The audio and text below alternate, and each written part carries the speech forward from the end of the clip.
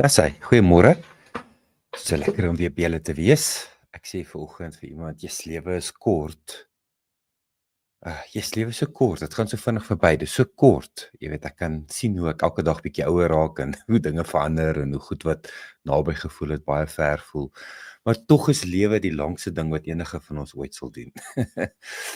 Ja, so lewe is kort, but it's the longest thing that we will do in this world. In geval so gepraat van 'n kort lewe, I think many ladies feel that their stories was just too much.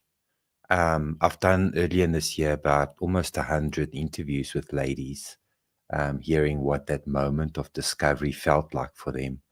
And we're going to do, I think, another 5 or 6 today. So I think they feel that their stories are too much, that the stories are too messy, it's too loud, it's too emotional, it's just simply too much. But when women and people who have been betrayed finally find their voices, they discovered that their voices didn't break anything except for the silence. Speaking doesn't break anything, it just breaks the silence. And using your voice is not destruction, it's medicine. And healing happens when we start to speak about things that we are supposedly not supposed to be speaking about. So if you've ever been told that your emotions are too dramatic, or your pain is too exaggerated, or your story should stay private, then I want you to hear my heart this morning, hopefully loud and clear. Your voice is not the problem. The silence is, because every time you swallow your truth to make someone else comfortable, to protect someone else, you teach your heart that safety is somewhere outside of yourself. Yeah, sometimes I say these things and then I don't realize what I've just said. So I said that when you swallow your truth to make someone else feel comfortable, it's like I take on the discomfort of the other person. And by doing so, I teach myself, I teach my heart that safety is somewhere outside of yourself. Yeah. So the moment you speak, you start healing. It's like you come home. There's a welcome reception. If there's a welcome reception, a welcoming party for people who are ready to hear your truth. So we've watched hundreds of women reclaim their lives, one sentence of truth at a time. Excuse me. One woman told a story for the first time in a small group, and I hear this often. It's like I couldn't stop shaking, I couldn't stop crying, but I feel so amazing. I feel like there's light that has entered my soul. And another person will say, for the years, I can actually breathe. It's like the weight is off my shoulders. I can breathe. I'm not crazy. It's what happened to me, and I'm still here. And that's the moment we realized that voices bring healing. Your voice is the medicine. It is the healing.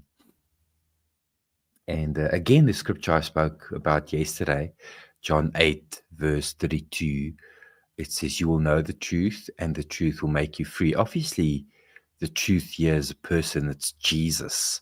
But the way we conduct ourselves with the truth helps us to walk in reality. So if we are sort of believing lies and not facing the things, having the world the way it is, If we prefer to have the world we want to have it and not the way that it is, it's harder for us to really have an experience with the source of truth.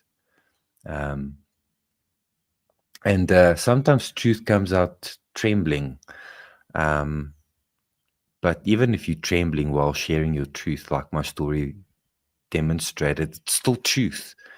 And still truth will set you free. It's also layers of truth that will set you free. I don't think it's absolutely Jesus, but it's also knowing the truth that brings a level of freedom. So when you tell the truth, your body, it's like your body exhales.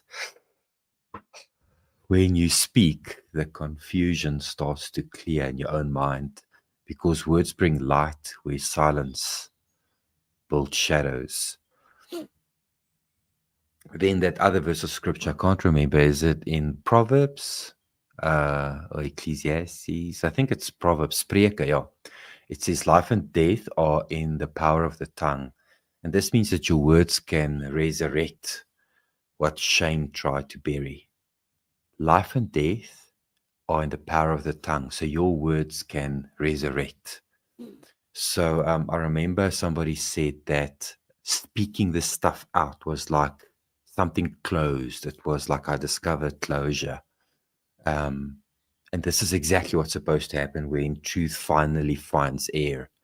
It begins to heal what deception definitely destroyed.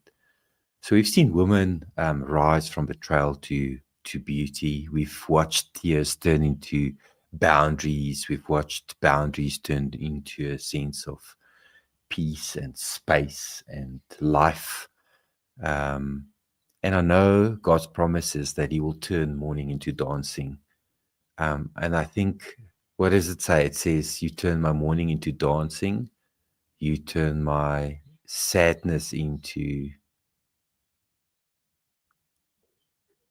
I can't remember. I can't remember the scripture. Maybe I'm confusing two scriptures there. But you turn my mourning into dancing. That's definitely a scripture. I think the other one is in Psalm 61. But that's what happens when women stop whispering their pain and start declaring their worth. Healing isn't just an outcome. Healing isn't just a quiet outcome anymore. It becomes something like a song that is expressed. Yes, I love this stuff. So maybe you feel like this is me. Yeah. Or maybe you feel like I've been quiet too long. Then this is your opportunity. This is an invitation. We are sort of allowing a few ladies into our amazing woman of worth space, but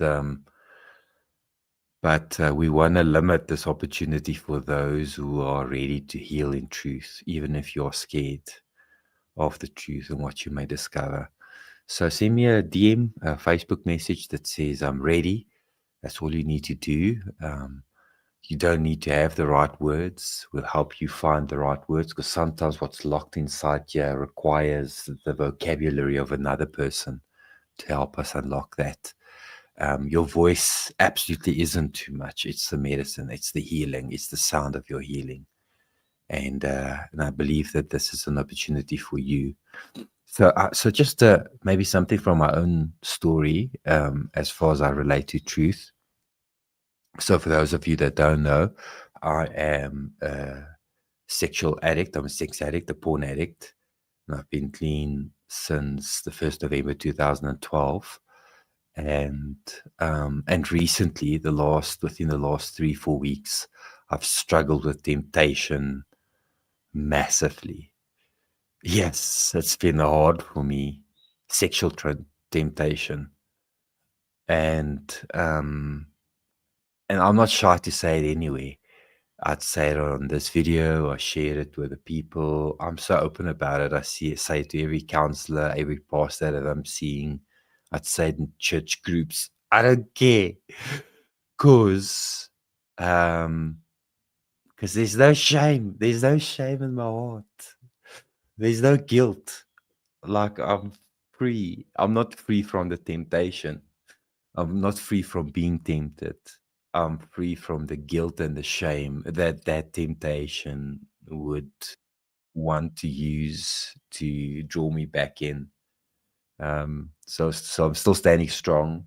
It's not easy, but the growth is phenomenal.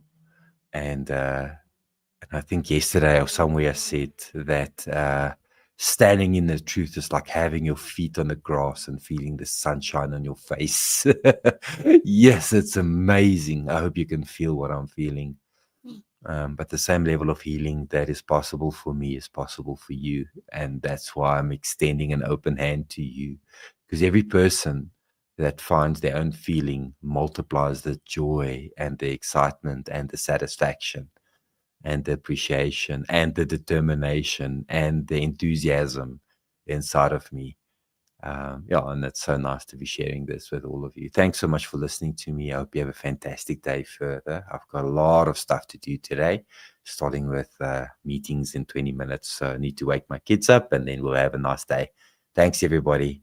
I'll see you then very soon. Cheers now. Bye.